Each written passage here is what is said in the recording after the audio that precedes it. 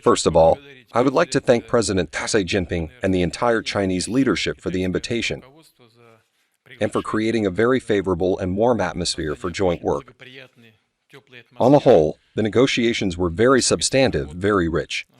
The status of the visit is official, state, but it is a purely working trip, without any doubt. From morning to evening, we spent practically the whole day together with the President and his colleagues. A great many topics were raised for discussion. And the fact that the future depends on Russia and China is only partly true, because the future of mankind depends on all mankind. But of course, both China and Russia are important components of modern civilization, and we have our own opinion about how we should develop. And this development of ours will certainly influence the development of all partners on the planet. Development, we believe, should be constructive, should be peaceful, without any doubt. It should take into account not only our interests, but also the interests of all participants of international communication. And of course, we need to strengthen the emerging multipolar world. There is no doubt that it is now taking shape before our eyes, that the world is becoming multipolar. I think that everyone understands this very well and is aware of it. And it is important that those who are trying to maintain their monopoly on decision-making in the world on all issues, realizing this, and I think they understand this very well, and I don't think they do. I know they understand it very well, that they realizing this do everything that depends on them in this case, so that this process is natural. I repeat once again, peaceful, conflict-free, and that the opinions of all participants in the international process are fully taken into account, so that we all look for compromises in the rather difficult decisions that we are all facing. This is exactly what we are set up to do. We are set up to do exactly this kind of work. I have said it many times, and the President of China has emphasized it. Our interaction, our cooperation, our strategic partnership with China, Russia, and China is not directed against anyone. It is aimed at one thing, to create better conditions for the development of our countries and to improve the well-being of the peoples of China and the Russian Federation. How did your informal meeting with Xi Jinping go, which, as your aide said, was held in a very small group, but it was attended in particular by Defense Minister Andrei Belousov and Secretary of the Security Council Sergei Shoigu? Did you touch upon the topic of Ukraine? What would you personally consider to be convincing evidence of Ukraine's readiness to negotiate? Earlier, both you and Foreign Minister Sergei Lavrov repeatedly said that Western partners can no longer be trusted. Yes, such a meeting took place. It was a small meeting. We did discuss many issues important for bilateral relations. The topic of resolving the Ukrainian crisis was touched upon. The President of the People's Republic of China outlined to me the main theses of what was discussed during his recent trip to Europe, outlined his position on Chinese peace initiatives. We have said many times we believe that China is sincerely seeking to resolve this problem, offering various options, behaving very flexibly, and in my opinion, sincerely seeking to resolve this problem. We have discussed this at some length. As for our counterpartners, so to speak, in this case it concerns the Ukrainian leadership and its overseas masters, first of all, the European ones. Well, we have talked about this many times. When our troops were standing near Kiev, we were told by our Western partners, you cannot sign documents if there is a gun to your temple from the opposite side. What should be done? From our side, we asked. We have to withdraw troops from Kiev. We did so. The next day they threw all our agreements in the trash and said, well, now we'll fight to the end. And their Western handlers took the position now known to the whole world, to defeat Russia on the battlefield, to inflict a strategic defeat on it.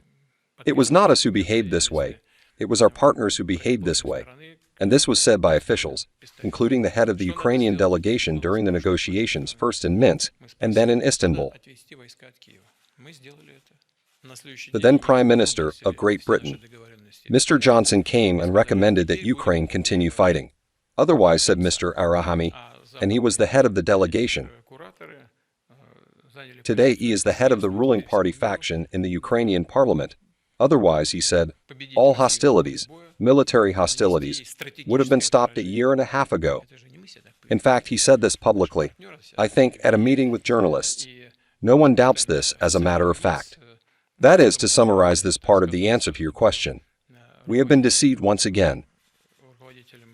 Now we need to understand who and how we should deal with, who we can deal with, who and to what extent we can trust. We are, of course, now analyzing everything that is happening in this direction, looking, of course, at what is happening around the meeting in Switzerland, in Geneva, announced by everyone. I think they are meeting there. We are not going to discuss any formulas that we do not know, of course.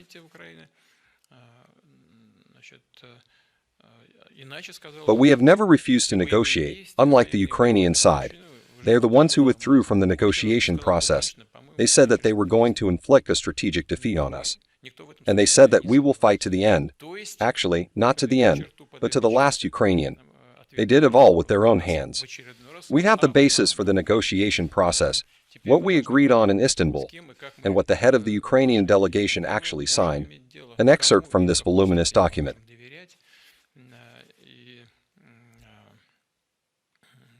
He initialed it. We have the document lying around, with his signature on it. What additional conditions are there that we have never heard of and know nothing about? It is clear what the point of this event is: to gather as many countries as possible, then declare that it has been agreed with all of them, and then present it to Russia as an ultimatum. There will be no such development. In continuation of the topic of Ukraine, yesterday, Zelensky visited Kharkiv and held a meeting of the Council of Ministers there. At the same time, we are seeing active fighting near Kharkiv, and our servicemen seem to be succeeding. Not seemingly, but they are succeeding. Every day they are moving strictly according to plan. So what is the plan? Is our goal to capture Kharkiv, or is it to create the sanitary zone that you mentioned earlier? I do not know what the head of the Ukrainian state said. I only know that in the end it is their fault for what is happening. All of today's authorities in Kiev have a coup d'etat as their source. This is the source of today's power in Ukraine. First. Second, by allowing the coup d'etat and the Western sponsors facilitating and organizing it, they created the conditions for the transition of a smoldering conflict into an armed conflict. They are to blame for this. They are trying to put the blame on Russia for today's tragic events, but this is the result of their policy. As for what is happening in the Kharkiv direction, this is also their fault, because they shelled and continue, unfortunately, to shell residential neighborhoods in the border areas, including Belgorod. Civilians are dying there, it's obvious. They are shooting directly at the city center, at residential neighborhoods. I have said publicly that if this continues, we will be forced to create a security zone, a sanitary zone. This is what we are doing. As for Kharkiv, there are no such plans for today. Recently, there has been information that Chinese banks are no longer accepting payments from Russian banks. Tell me, please, have you discussed this issue with the Chinese leader? If yes, has there been any result? And was it possible to agree on a possible settlement scheme that would not be affected by Western sanctions? Thank you. Tertiary sanctions or sanctions against third countries, participants in economic activity, are of course doubly or triply illegitimate, because if they are adopted without a decision by the UN Security Council, they are generally illegitimate. And with regard to third countries, this goes completely beyond common sense. By the way, such sanctions are applied by the same Americans or Europeans against even their allies mutually. The Europeans do not apply sanctions against the Americans, but the Americans take such sanctions against European economic operators and often bring them to their logical conclusion. Not only in relation to Russia, but also in relation to other situations in other countries. This is practice, and the Europeans swallow it all, once again confirming their vassal dependence on the sovereign across the ocean. God be with them. But the fact that such decisions are taken, they of course cause direct damage to the world economy, not only to the countries against which such decisions are taken and the economic operators of these countries, but also to the world economy as a whole, to the energy sector and other spheres of economic activity. First of all, issues related to settlements are discussed at the level of participants in economic activities. Solutions are possible. They are there. Of course, they should be supported at the state level in one way or another, and I hope this will be the case. It is possible to understand the motives behind the behavior of major financial institutions. No one wants to incur any losses in connection with, even if illegal, actions of the U.S. authorities. But I have to say, I have already talked about it, and I want to repeat it. This is a great folly and a huge mistake on the part of the American political elites, because they are doing themselves a huge damage, undermining confidence in the dollar. And they are gradually reducing the dollar's status as the world's settlement and reserve currency, although they have a huge advantage from this position of the dollar. First, the Bretton Woods system. Then the gold support of the dollar was abandoned, and they switched to the Jamaican system. And what is it based on? Only on the printing press, or, let's say nobly, on the power and quality of the American economy. Yes, that is what it really is. Every country in the world trusts the American economy, its power and its stability, and takes those pieces of paper. But this gives a huge, seemingly inexplicable advantage to the American economy and financial system. They can also be estimated directly, in certain figures. According to our experts, this is more than $10 trillion, simply not earned in money that fell from the sky due to the use of the dollar as a reserve world currency. And in general, the obligations of the U.S. monetary system to the rest of the world are about $53.4 trillion. But as the United States authorities undermine confidence in the dollar for political reasons, they are weakening their main, basic, most important instrument of their power, the dollar itself. They are doing themselves irreparable damage. In other words, trivially speaking, with our well-known sayings, they are simply sawing the limb on which they are sitting. It's a terrible folly, but they can't stop. There are disadvantages for us in that we are forced to look for other opportunities. But there are also pluses, because a situation in which one side dictates its will to the rest of the world, including in the political sphere, using financial and economic instruments, is unacceptable. And all the countries of the world, I assure you, you only have to look at the volume of reserves, how they are decreasing in dollars. The whole world is reacting to this. I think this process is inevitable. We are, of course, transitioning, and it is the right process. It is associated with certain costs, difficulties, but it is generally correct when we talk about switching to national currencies and settlements, or creating some other settlement instruments with other countries. This process is underway. It has begun, and there is no stopping it. Let me return to the topic of Ukraine and certain Western initiatives. You have already mentioned that yesterday you had a long discussion with Xi Jinping on this issue. Please tell me, did the topic of Macron's initiative to declare an Olympic truce come up? In your opinion, is such an Olympic truce possible now? Or is this another attempt by the West to trap Russia, especially against the backdrop of military successes? Yes, President Xi Jinping told me about it. We discussed it with him. We just kind of touched on it. What do I think about it? The first thing is that these principles of Olympism, including the Olympic truce, are very correct. It is no coincidence that they have been worked out by the world community for centuries. True, few people and when adhered to this principle, with the exception of ancient Greece. But in general, the idea itself is very correct and constructive. The question is different. The question is that today's international sports officials themselves violate the principles of the Olympic Charter. They politicize sport, which is absolutely unacceptable, bearing in mind the purpose of sport as a platform for people to communicate and to find compromises in the course of this communication, and on other, including political issues. They themselves violate, including in this case with regard to Russia, by not allowing our athletes to perform at the Olympic Games with their banner, their flag, and their national music and anthem. They violate with regard to us, but they want us to follow the rules that they dictate to us. Does this not occur to anyone? Does it conform to any elementary norms of justice? It's nothing like that. They violate themselves, and they demand that we do the same. Dear friends, we will not get far this way. No one has ever agreed on any issues this way. In order to demand or expect something from others, we need to fulfill these rules ourselves. And in general, sport is certainly developing and will continue to develop. I don't know how the Olympic movement will feel today under the leadership of such officials. If they put money at the top of the agenda and make it the main principle of their activity, as in any commercial enterprise, the main goal of which is to make profit, if this will be at the top of the agenda, then nothing good can be expected in the future of the Olympic movement. See, it's just become a for-profit corporation. It's all built on what? Receiving money from sponsors, from big news companies for broadcasting. In general, it is a whole enterprise to profit from sports competitions. Still, the principle of Olympism is different, in humanitarian principles. This week, the U.S. imposed duties on a number of Chinese goods: chips, semiconductors, metal, solar panels, and most importantly, raised the duty on Chinese electric cars. I think 4 times, up to 100%. Can this be considered sanctions against China? Does cooperation between Russia and China help to counter such attacks? Of course, on the surface it looks like sanctions, but to a certain extent, these are already elements of economic warfare. This is not the first time they have been applied.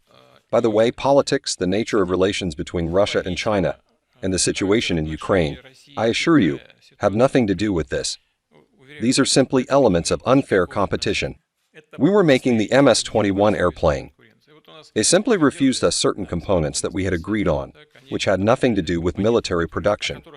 Certain components were to be inserted into the wings, and that was it, putting us on the sanctions list, and on a list that has to do with military production. But there was and has nothing to do with military production. Yes, we lost time, and this production was delayed by 6 months or so. But we made these components ourselves, the harnesses for the wings. We did it, and well, and even better than American-made ones in terms of quality and durability of their use. The same result will be achieved here. I was saying at a meeting with students just now why we have imposed such restrictions against the Chinese car industry, electric cars. Yes, because they are better and cheaper than European and American ones. That's all. They just kill the competitors, in this case the Chinese competitor. They don't let them into their market. It's a prohibitive duty. And in Europe, of course, the same thing is happening. As soon as a country, as we often say, the center of world development, any center, rises, becomes more competitive, they immediately chick and put it down, try to do so. Can Russian-Chinese cooperation somehow counteract this? It can. But in order for this not to happen, they interfere in financial wiring, because we could buy more. And since they create problems in money transfers, we are restricted in purchasing these products. Can something be done about it? We can do something about it. We will develop joint productions. It takes time, just like we did with components for aircraft.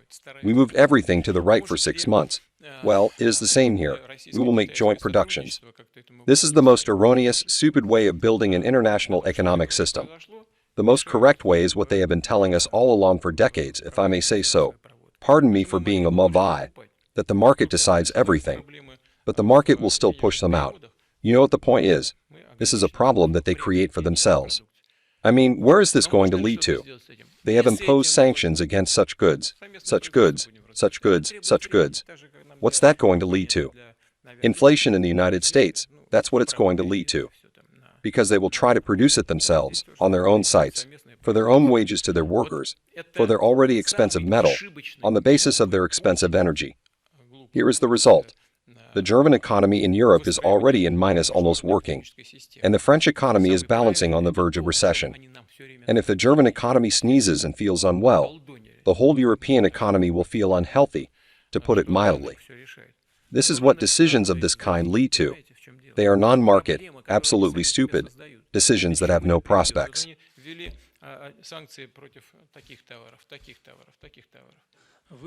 Tell me, please, under what conditions could you still take part in a peace conference on Ukraine in Switzerland, if, of course, such an offer were suddenly made to you? Thank you. Well, politics does not tolerate the subjunctive mood. If only. We will not go on from here. You know what would have happened in other cases. But there is no if only. They don't invite us. In fact, they say they don't see us there. What are we going to talk about then? Well, if you do this, we're kind of asking for it. And if you do this, and if you do that, then we'll make these decisions. Well, if they don't see it, don't. Number one. The second thing that is very important is that we are not going to discuss from the center of the field what we do not know. I told you, we have been conducting painstaking negotiations for a long time, almost a month and a half, first in Minsk, then in Istanbul, and we have reached certain compromises. The Ukrainian side has signed an extract from these documents. It's a thick, big one in itself, but the extract, the issues of principle outlined were initialed by the Ukrainian side. But we have been working on it. Now we have some formulas based on what? On wishes, not the real situation. Well, this is impossible to discuss. But we are ready to discuss it. We never said no. I just said it. It's not a joke. I didn't invent anything. As soon as the troops were withdrawn, the Westerners immediately told Ukraine, do not sign. Fight. They took a visor, they did. But we were immediately told, now you will fight to the last man. That's what we were told. There will be no more negotiations. Now they see that it's not working. Maybe it will work to the last man, but it doesn't work to inflict a strategic defeat on Russia. And they see that. Now they're squealing. Let's have an urgent conference. Please. Will Russia participate? We're ready to participate in the peace talks. But you are not invited. Here's a movie for you. Hello, here we are. And Russia is accused of not wanting to participate. So we are not invited. And you ask, on what terms? What am I going to put forward conditions now and ask to go there, if they don't see us there? What do they want to do?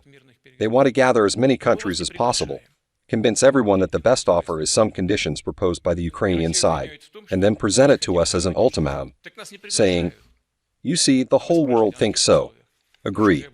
Is this a way of conducting substantive, serious negotiations? No, of course not. It's an attempt to impose. There was an attempt to inflict a strategic defeat. It didn't work, and the attempt to impose will end up the same way. But still, as I understand it, your condition is that the agreements reached should remain in force? Well, of course, this is the base. They have initialed the document, but it has not been signed to the end. There are very serious issues there, issues related to ensuring Ukraine's security. They are written in such a way that they have to think about it. But in general, this is the basis. They are prescribed by the Ukrainian side. And I think that not in the least, probably if not under the dictation, then with the consent of their Western sponsors. But everything is rigidly spelled out from the point of view of their interests. There is also something that has been taken into account, bearing in mind Russia's interests in terms of ensuring our security. There are a lot of issues. I don't even want to go into them. I remember all of them, well, not all of them, but the basic provisions. We are ready to discuss it. Then we threw it away. We wanted to gain an advantage on the battlefield, to achieve a strategic position. It didn't work out. So now you have our conditions. Are you out of your mind? Why would you do that? Of course, we will proceed from the realities on the ground. That goes without saying.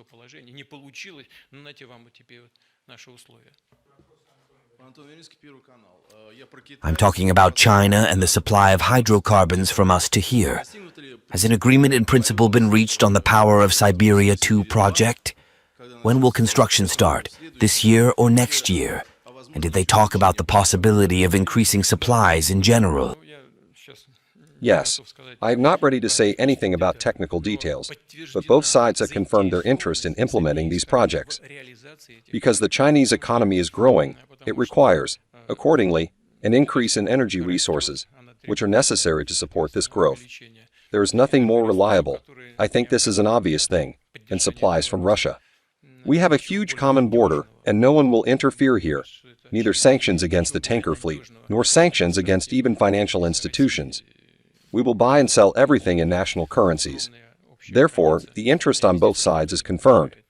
On the one hand, the interest in obtaining additional volumes, on the other hand, the interest in selling on the Chinese market. This is always a complicated process. The question is about prices. The question is who will earn how much. But strategically, we are absolutely interested, both one and the other country, in implementing these projects, and we will do it. Gazprom and our oil companies will certainly come to an agreement. There are different routes. One of them is through Mongolia, and both gas and oil pipes can be laid in the same corridor. Specialists have to decide how best to proceed. It is possible to use the Northern Sea route. Bribe a tanker fleet and establish the Northern Sea route, in fact, almost like a pipeline. All options are possible. They are all acceptable and economically feasible. It is necessary to choose the best ones. I am sure that this work will also be completed.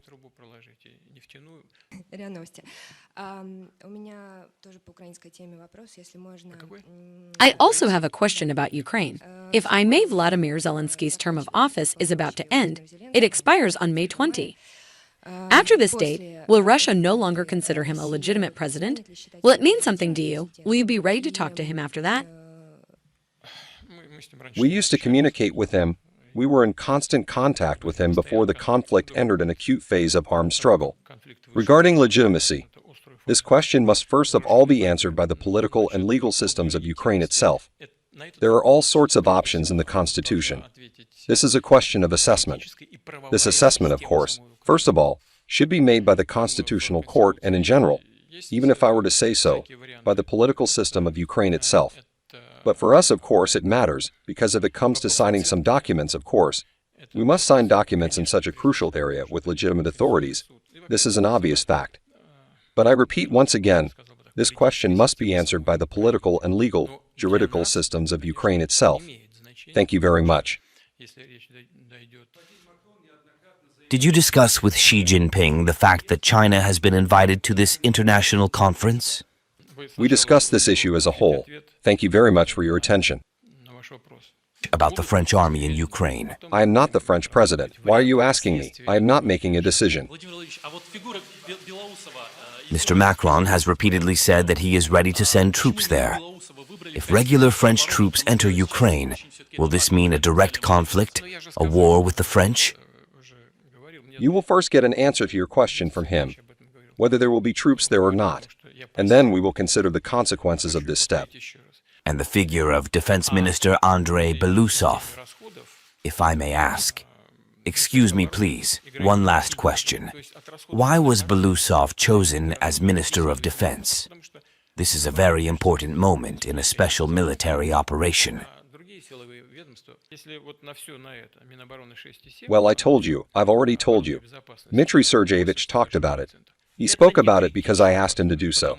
I would like to repeat it once again. The level of defense spending, just on the Ministry of Defense, is 6.7% of GDP this year. If we take the entire force component of the state, the expenditures on the entire force component will be somewhere over 8%. And in this system of expenditures, the Ministry of Defense plays a key role. That is, the expenditures of other security agencies also depend on the expenditures of the Ministry of Defense. Because the Ministry of Defense first of all makes some purchases, and other security agencies buy after them, depending on what choice the Ministry of Defense makes. In addition, the Ministry of Defense builds the entire system of national defense with the involvement of other security agencies. And their expenditures depend on that too. If the Ministry of Defense has 6.7% for all this, and 8 and a little percent for the entire defense security, it is not critical yet. Because in the Soviet Union in 1985 to 1986 defense spending was 13%. For us today, taking into account the state of the economy, macroeconomic indicators, budget revenue forecasts, defense and security spending together, 8 and a little percent, is not critical, absolutely normal. Moreover, experts believe that even more could have been added. The possibilities of the budget, according to these experts, allow. But they are what they are. Andrei Romovich, as you know, was Minister of Economy. He is generally considered a good economist, one of the best in the country. He was my assistant on the economy. He was first Deputy Prime Minister. And in this sense, of course, he is able to coordinate the activities of the Ministry of Defense with all ministries and departments of the country. And with the regions. This is also important. And I mean not only border regions, but other regions as well. Because they are also, to a certain extent, participants in economic activity. The first thing. The second thing he will have to do.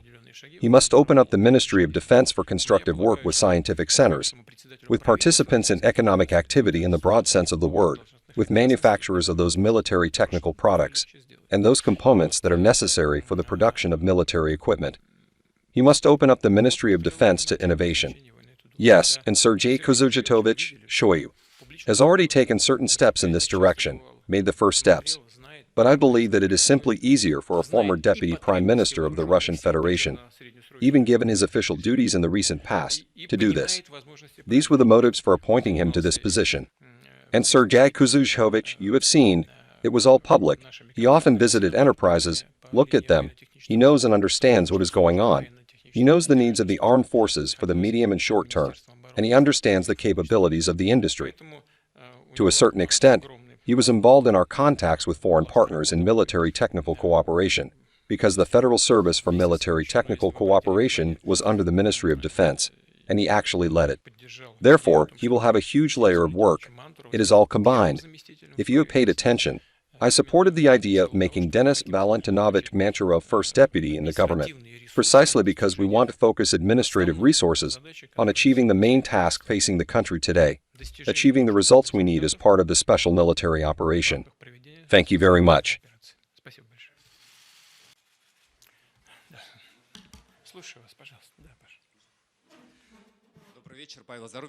Your visit here was